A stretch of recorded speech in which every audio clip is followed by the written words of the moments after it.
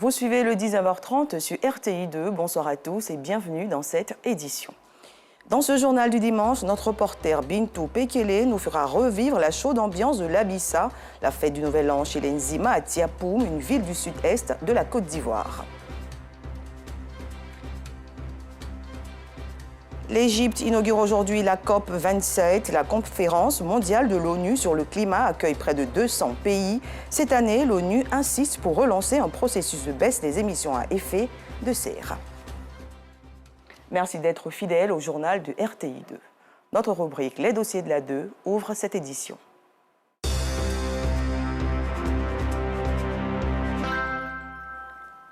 Revivons la fête du Nouvel An chez les Nzima à Tiapoum, dans la région du sud Comoé. Le peuple Nzima Douvlé-Soye a célébré l'Abissa du 16 au 30 octobre 2022. Les tam-tams sont sortis, les amis, proches, autorités étaient au rendez-vous pour apprécier cette cérémonie riche en couleurs et en sonorités. Et nous vous offrons ce reportage exclusif de Bintou Pekele.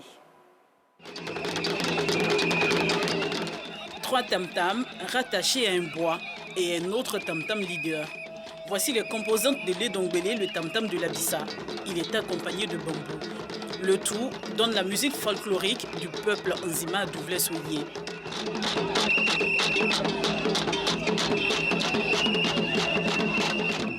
L'Edongbélé est joué seulement lors de la célébration du Nouvel An chez les Nzima, appelé Abissa. En dehors de l'Abissa, il est caché pendant 12 mois. Aujourd'hui, on l'a fait sortir avec un autre décor. C'est-à-dire qu'aujourd'hui, mardi, c'est un jour spécial. Ça n'a rien à voir avec le dimanche et le lundi. Comme aussi le vendredi, on va l'habiller à nouveau. Mais aujourd'hui, comme il est sorti, il va rester jusqu'au vendredi. Nous sommes à Tiapoum, dans le sud Comoé. C'est l'Abissa d'Nzima à Douvlé-Soye.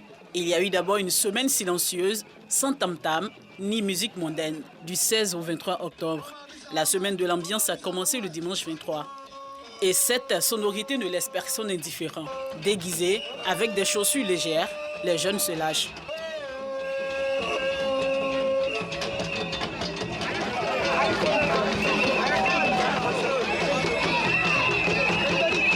Je me sens trop à l'aise dans mon village. Je n'ai même plus envie de voyager. Abissa, chaque année on danse, ça me plaît tellement. Je ne sais pas quoi dire. On vient de Babi, quoi. On vient d'arriver. On est Abissa, quoi. Après, ça, je me suis habillé comme ça. Quand il n'y a pas d'avion, ouais, je suis pas de ça. Le mardi de l'Abissa, c'est aussi la journée des jumeaux, triplés, 10e enfant et femmes stériles. Ces personnes spéciales n'ont pas fait de sortie cette année. La raison, le décès de l'épouse du roi, il y a 4 mois.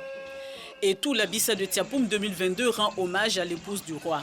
Les festivités sont peu fastes, même la journée la plus importante dédiée au roi. Nous sommes vendredi, journée du roi, Sa Majesté Kwasi Ndafo dit Krochi 4. Et pour honorer le roi, tous les chefs sont conviés. De son trône, le roi appelle son peuple à la paix. Quand on fête, c'est pour la réconciliation, pour le pardon et de tout ce qui vient pour l'année 2023, ça la nouvelle année. Ce que je souhaite, c'est que les fils de Tiapoum, les cadres de Tiapoum, le peuple Nzima à Douvlé-Soye se mettent ensemble pour la continuité du royaume qui s'étend jusqu'à Grand Laou. Occasion indiquée pour autorités, proches et amis du roi de lui faire des civilités. Au nombre des visiteurs, Pascal Labina Kwaku, ministre-gouverneur de la Comoé. La paix est un appel commun. Ce qu'il a dit va tout droit dans le sens de ce que le président de la République dit chaque fois. Je ne peux que soutenir ce message et souhaiter bonne année au peuple Nzima. Pour rendre hommage à son épouse, le roi parcourt le village à pied, au lieu d'être porté sur les épaules comme les années précédentes. Le peuple Nzima Douvlé-Soye est sorti de toutes les contrées pour accompagner le roi dans cette procession. À tous les carrefours, le village est béni. Des friandises et des pièces d'argent sont offertes.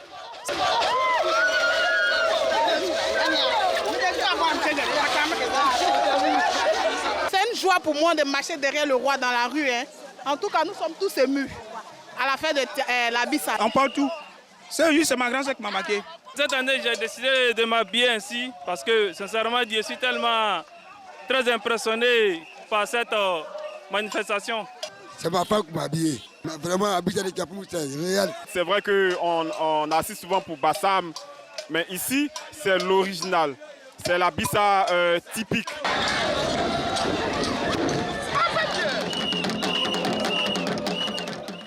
Plus de 30 minutes de marche après, nous sommes à l'espace Abissa de Tiapoum.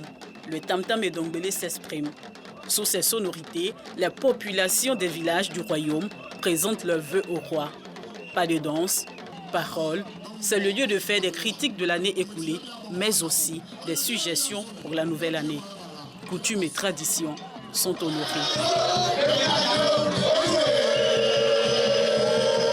La Bissa vient du Ghana même. Après le Ghana, le village qui accepte la Bissa, c'est Tiapoum. C'est après Tiapoum, Bassam prend la relève. Je peux dire que c'est un pari reçu. Vous voyez, le peuple en joie.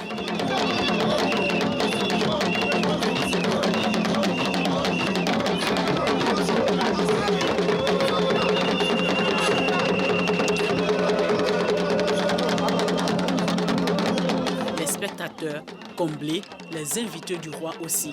Les peuples qui réussissent sont les peuples qui ont certes la tête dans la modernité, mais les pieds dans le terroir. Nous sommes là avec beaucoup de fierté pour partager, communier avec les frères et sœurs de la région.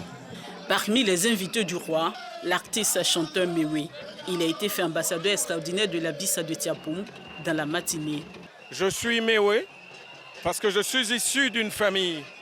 Il n'y a pas plus belle récompense qu'être reconnu par ses parents. Je suis très touché par cette marque de reconnaissance. À chaque étape, vous avez un devoir, ne pas décevoir. Pour joindre l'acte à la parole, l'ambassadeur Mewe a communié avec son peuple, le peuple Nzima, pendant plus de 4 heures de spectacle.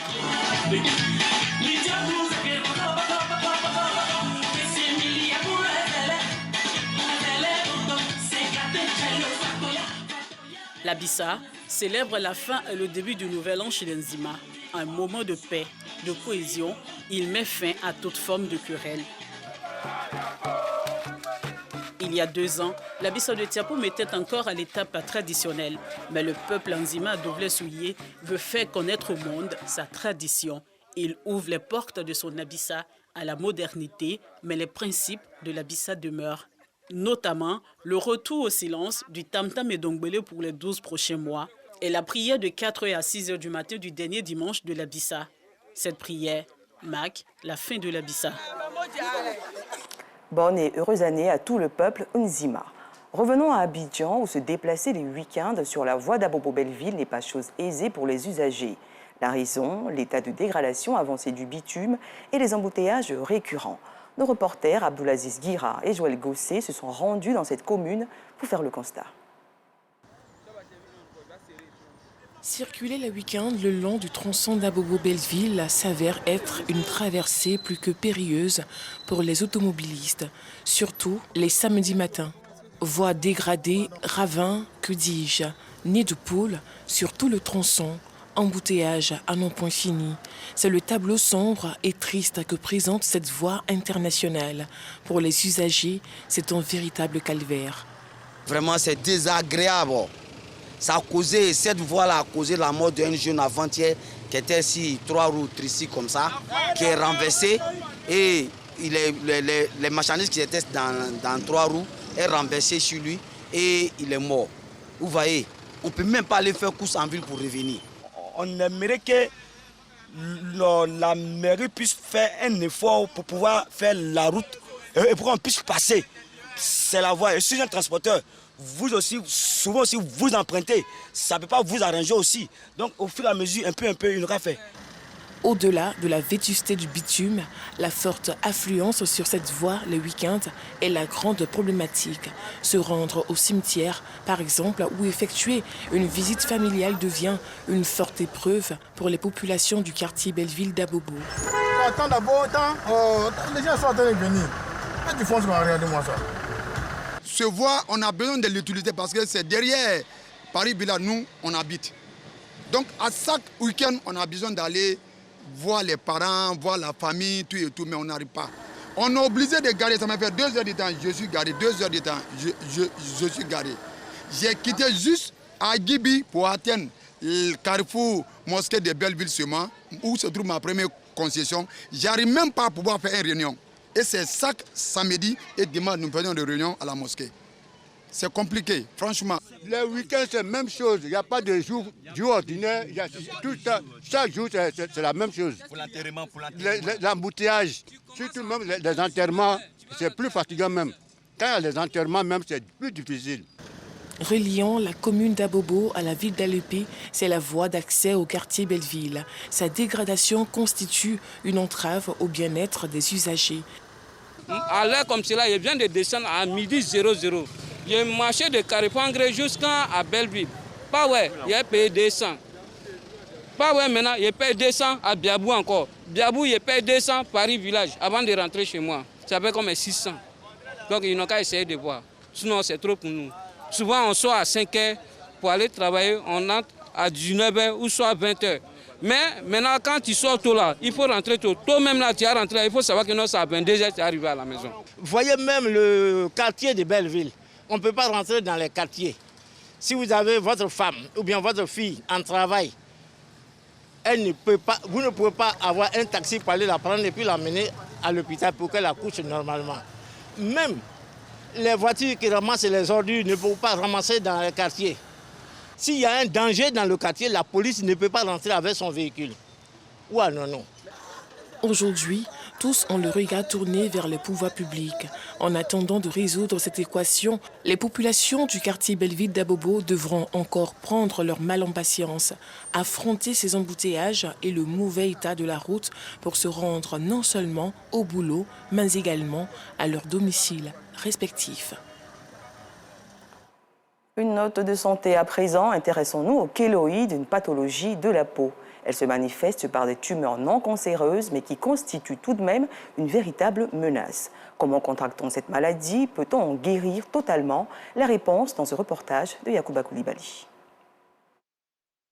Quartier Akoué Santé, commune de Bingerville. Cette trentenaire qui a voulu garder l'anonymat souffre des kéloïdes, une pathologie devenue des tumeurs fibreuses bénignes, non cancéreuses de la peau qui l'a rongée et continue, hélas, de la ronger à petit feu. Au début, c'était une blessure et puis après, une égratignure. Puis ça avait commencé à mal cicatriser. Je suis allée à l'hôpital, j'ai vu le médecin. Il m'a dit qu'on devait faire des injections, que c'était le début d'une kéloïde. Et après les injections, le mal n'est pas parti. Ça a continué. Il a proposé une intervention. On a enlevé la peau et ça a continué après. Après l'opération, ça a continué à s'aggraver. Presque 3 ans aujourd'hui. Après de nombreuses tentatives d'intervention chirurgicale et de soins par les spécialistes de la peau, la menace de l'horrible tumeur sur son cou gagne du terrain. Elle s'étend sur sa poitrine. Conséquence, sa mobilité est réduite. Plus question de cuisiner pour les enfants. Le sommeil coupé au quotidien. Impossible d'exercer une activité pour subvenir aux charges familiales. Plongé dans la mélancolie et l'inquiétude. Son plus grand rêve, aujourd'hui, trouver les moyens pour se faire traiter dans un hôpital recommandé.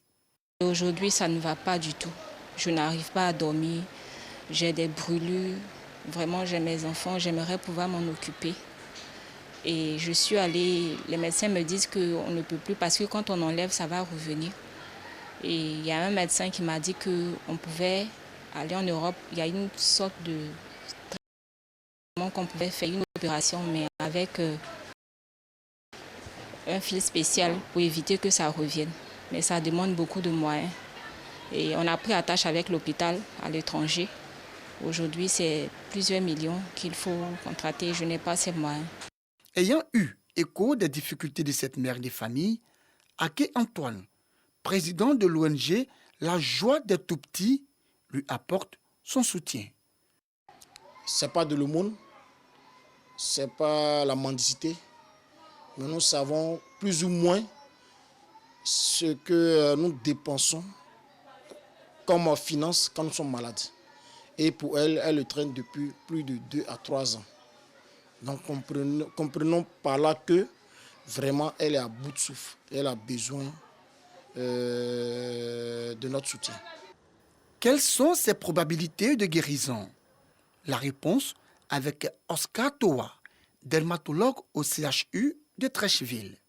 On ne parle pas de guérison totale, on parle plutôt de cas de résolution à un certain pourcentage. 80-90%, c'est-à-dire on arrive à contrôler. Aujourd'hui, c'est beaucoup plus les techniques de contrôle, les techniques de prise en charge qui manquent. On a par exemple, dans les pays du Nord, des appareils de laser qui permettent de mieux aborder les kéloïdes. Peut-être qu'on ne guérit pas à 100%, mais si le patient respecte la surveillance, le patient aura peut-être des petites cicatrices qui sont visibles, mais qui ne seront pas autant nocifs pour lui. Il y a des techniques pour pouvoir essayer de trouver la peau ailleurs, pour pouvoir mettre sur une zone kéloïdienne, pour qu'on ne sache pas qu'en fait la zone là avait des kéloïdes. C'est une chirurgie qui se prépare sous forme de mois avant de retrouver la peau pour pouvoir la mettre ailleurs sur une zone où il y a plein de kéloïdes.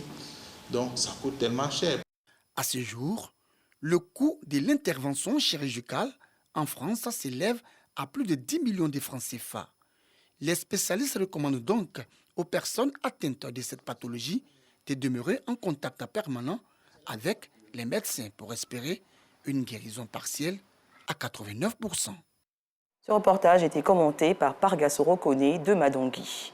En religion, le CODIS, le Conseil suprême des imams des organisations et des structures sunnites de Côte d'Ivoire, a organisé récemment une journée de prière pour le renforcement de la cohésion sociale en Côte d'Ivoire. Plusieurs organisations musulmanes étaient au rendez-vous. Reportage. Ils sont près de 1500 imams venus de toutes les contrées du pays pour prendre part à la journée de prière organisée par le CODIS, Conseil suprême des imams, organisations et structures sunnites. Objectif, implorer Allah pour une paix durable et pour le renforcement de la cohésion sociale en Côte d'Ivoire. CODIS, une organisation de référence au service d'une Côte d'Ivoire unie et prospère, est le thème de ce rendez-vous. Nous remercions Dieu Tout-Puissant qui nous a fait l'honneur qu'on s'est réunis, les imams, ensemble pour discuter entre nous. Nous sommes fiers pour être ensemble aujourd'hui, pour montrer aux Ivoiriens l'unité de tout l'ensemble de l'érigé en Côte d'Ivoire. Une initiative jugée opportune par le cheikh Aïma Ousmane Diakité, président du Conseil supérieur des imams. Je voudrais me féliciter de cette méthodologie de renforcement de la gouvernance des associations islamiques. Ça veut dire que désormais, nous ne travaillons plus au hasard. Nous réfléchissons, nous planifions, nous exécutons, nous évaluons. C'est la méthodologie que le Coran nous enseigne dans notre vie de tous les jours. Adama Bictogo, parrain de cette journée de prière et par ailleurs président de l'Assemblée nationale, a exprimé sa gratitude aux imams pour cet acte de cohésion. Le rassemblement commence d'abord par le rassemblement interne.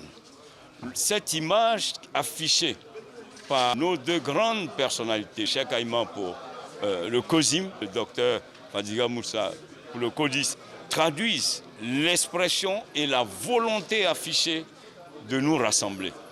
Donc si la communauté musulmane affiche cette volonté rassemblée, c'est justement parce qu'elle est en train de donner une image aux autres Ivoiriens que nonobstant nos diversités politiques, religieuses, régionales, nous avons le devoir de nous rassembler. Le messager du président Alassane Ouattara, pour sa part, a souhaité que Dieu exauce les prières des imams.